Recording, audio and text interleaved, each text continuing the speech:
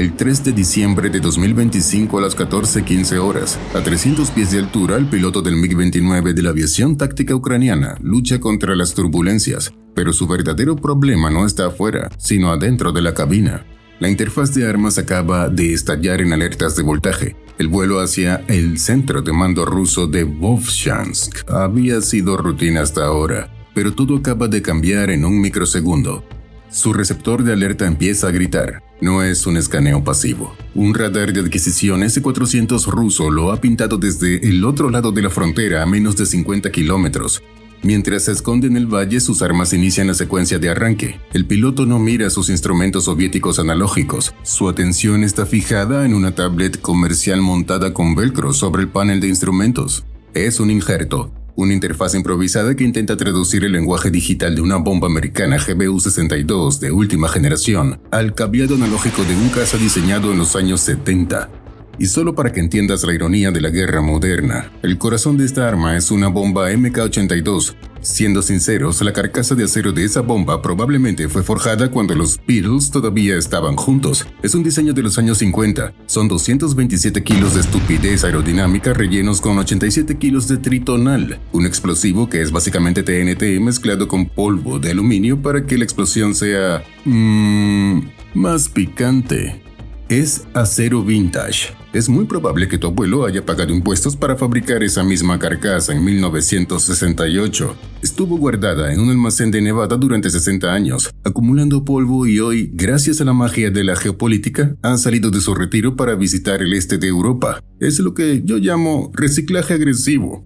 Pero aquí está el problema. Esa bomba tonta de los 50 ahora lleva un cerebro del 2025. El kit JDAM-R, alas desplegables y guiado GPS. El desafío es que estamos intentando que una bomba que habla inglés digital se entienda con un avión soviético que habla en voltajes analógicos. Es como conectar un iPhone 16 a una tostadora y esperar que funcione. El proceso debería tomar 30 segundos y ya han pasado 2 minutos. A las 14:18 finalmente aparece la luz verde. El iPad muestra las coordenadas del objetivo, un edificio fortificado junto a las vías del tren en Vovchansk, un nodo crítico que controla los enjambres de drones rusos. Inteligencia reporta actividad de guerra electrónica intensa protegiendo el sitio, pero ya es tarde para volver. El piloto tiene luz verde y una tostadora letal bajo el ala. El piloto chequea el combustible, 2.100 kilos restantes. Parece mucho, pero los dos motores RT-33 de este caza beben queroseno como si fuera vodka gratis en una boda. Después de soltar la carga tendrá exactamente 18 minutos sobre territorio hostil. Es la diferencia entre volver a la base o convertirse en una mancha de aluminio en los bosques congelados de Kharkov. El radar S-400 al otro lado de la frontera intensifica su patrón de escaneo. Y no viene solo. Un sistema Tor M2 se une a la fiesta desde el sureste. Sin embargo, para que la GBU-62 planee sus 50 kilómetros hasta el objetivo en Vovchansk, necesita altura. El piloto tiene que subir a 15.000 pies. Tiene que salir de la seguridad de los árboles y exponerse desnudo ante cada sistema de defensa aérea en el sector. Y entonces, justo cuando inicia el ascenso, la tablet en la cabina escupe un error crítico. No es un fusible quemado, es algo peor. Al encender los sistemas de combate, los generadores del MiG han empezado a fluctuar enviando electricidad sucia a través del cableado. El problema es de traducción cultural. La bomba americana es una diva digital que exige una corriente continua, limpia y estable de 28 voltios. El MiG es un tractor soviético que entrega energía con picos brutales y vibraciones armónicas. Básicamente, debido a la vibración de los motores a máxima potencia, la bomba y el avión han dejado de hablarse. Si la bomba no recibe las coordenadas GPS en los próximos 10 segundos, se bloqueará en modo seguro y no se soltará, pase lo que pase. El piloto no tiene tiempo para ser electricista, hace lo único que puede hacer a 900 km por hora. Golpea el disyuntor principal del pilón, cortando la energía y reiniciándola de golpe, un reseteo en medio de un combate aéreo. La pantalla parpadea y recupera la señal. Empuja las palancas de gases hacia adelante. Los posquemadores se encienden, escupiendo fuego y empujando con 8.300 kilos de empuje cada uno. A las 14:51 cruza hacia la zona disputada. El tablero se convierte en un árbol de Navidad del infierno. Todos los receptores de amenaza se encienden simultáneamente. Radares de búsqueda en Belgorod, sistemas Tor M2 móviles girando sus torretas en el suelo y un zumbido estático en los auriculares que indica que un Hammer Krashuka 4 está intentando freír la señal GPS. El piloto inicia el ascenso, pero en 19 minutos descubrirá si 4 armas de precisión, sujetas a alas soviéticas con piezas salvadas de tanques y mucha esperanza, pueden sobrevivir a la red de defensa aérea más paranoica del planeta. A las 14:55 horas, el piloto gira bruscamente a la derecha, metiendo el MiG en un pasillo invisible de apenas 6 kilómetros de ancho. Es física básica contra tecnología punta. El radar S-400 en la frontera es un monstruo, pero la curvatura de la Tierra es su punto ciego. Por debajo de los 200 metros, la curvatura del planeta es el único escudo invisible que lo mantiene con vida. Pero a las 14:58 el piloto se da cuenta de que el silencio en su radio es una trampa. El receptor de alerta no suena, no hay radar de tiro, y eso es mucho peor. El comandante ruso de este sector no es ningún estúpido. Sabe perfectamente que sus misiles S-400 no pueden ver en ese valle bajo. Sabe que es la ruta lógica de infiltración. Como no puede cubrir el hueco con radares, ha decidido taparlo improvisadamente. El comandante ha movilizado cada dron disponible en Vovchansk, desde Orlan 10 de vigilancia hasta FPVs suicidas y cuadricópteros comerciales, y los ha estacionado a baja altura, flotando en el camino del jet. Para un jet volando a 900 km por hora, un dron de fibra de vidrio de 15 kilos no es un juguete, es una bala de cañón sólida. Si uno de esos plásticos entra en la toma de aire, el motor R-233 se desintegrará en 1000 pedazos de metralla incandescente. El piloto no puede usar el radar para verlos, son demasiado pequeños. Tiene que volar en visual, esquivando robots voladores como si estuviera en un videojuego a velocidad suicida. Jala la palanca a la izquierda. Un Orlan pasa zumbando a 3 metros de su cabina. Jala a la derecha.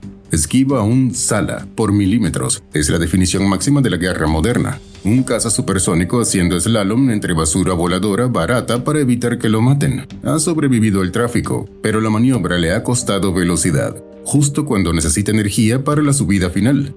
A las 15:02 horas, el piloto tira de la palanca hacia atrás, iniciando un ascenso de 4 Gs.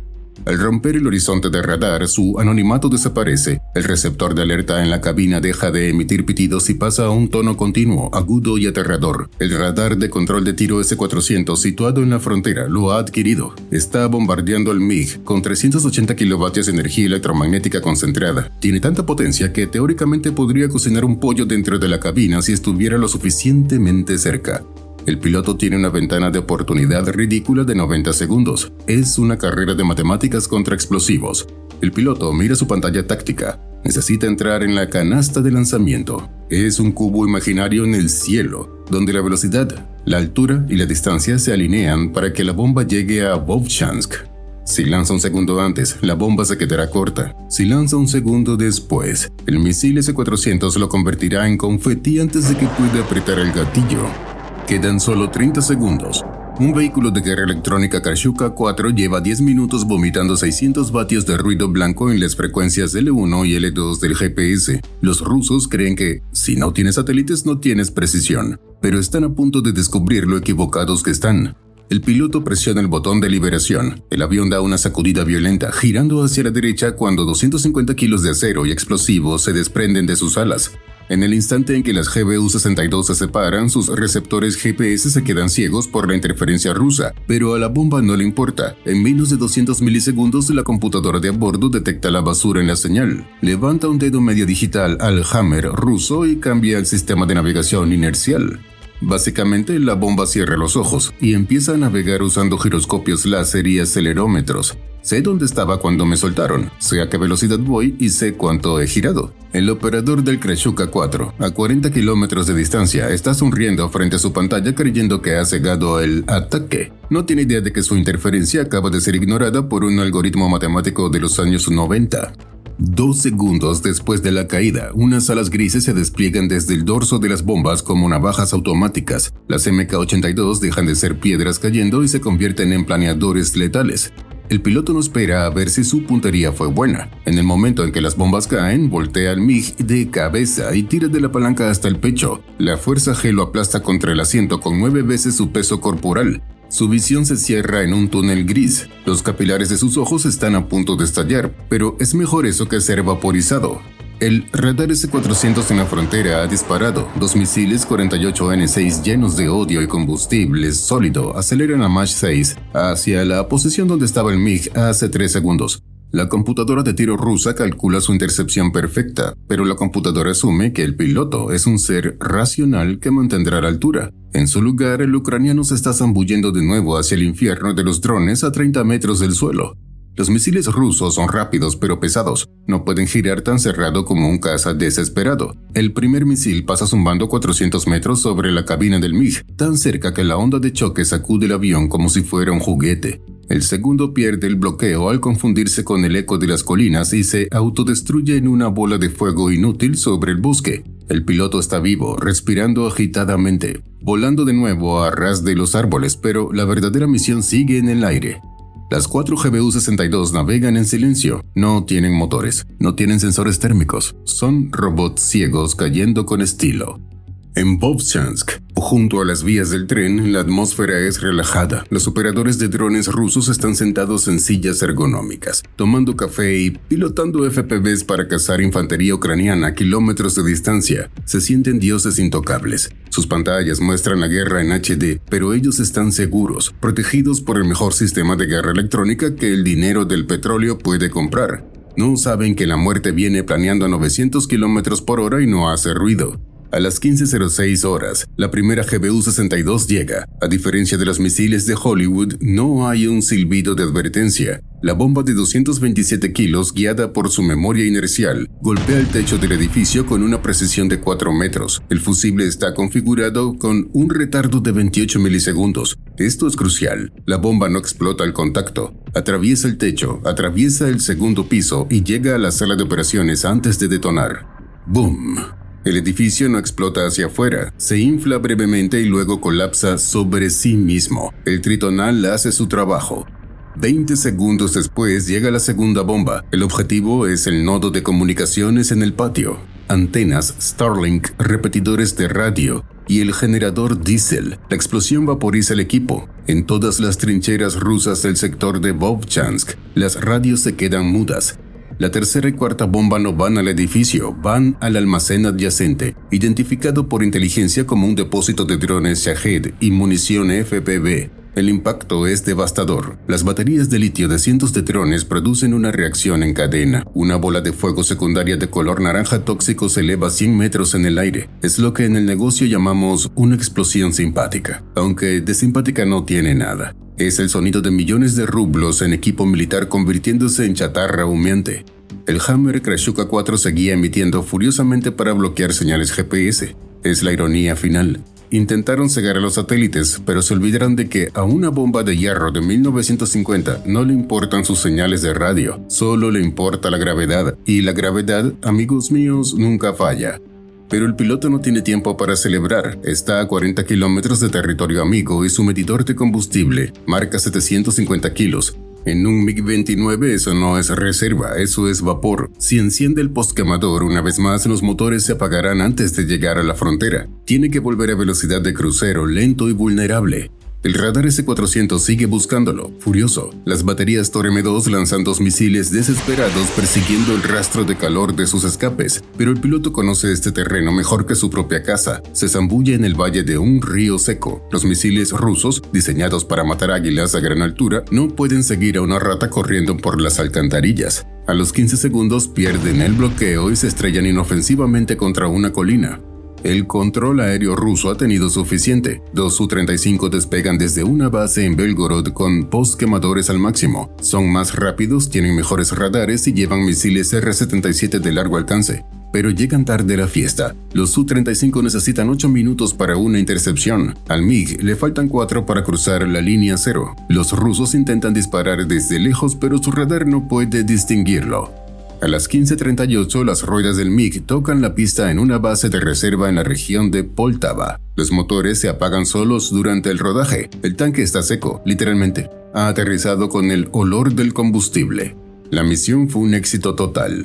Un avión soviético de 40 años modificado con cinta adhesiva, tablets comerciales y una bomba diseñada en la época de Elvis acaba de penetrar y destruir el nodo de drones más avanzado de Rusia. La lección es clara. No necesitas el arma más cara, necesitas la más inteligente. La ingeniería de garaje ucraniana ha demostrado que la desesperación es la madre de la precisión. Cambio y fuera.